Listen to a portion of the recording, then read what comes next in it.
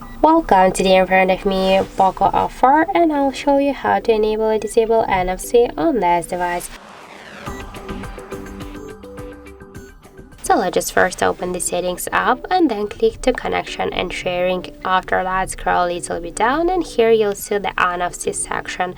Just to activate NFC, you should click here only once on the switcher. If you want to turn it off, click on the switcher once again. Here we can just watch the contactless payments if you want. So if you have just another application, just not the Google Play, so you can change it here. Also we can just switch it here to use always default app if you want. We can also here start NFC functionality here.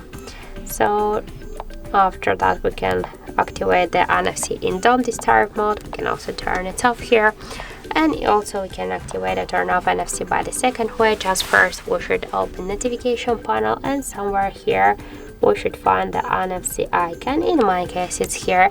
Just to activate NFC, click here once, and to turn it off, click once again. And if you want to launch the NFC settings, hold for a while this icon, and that's it.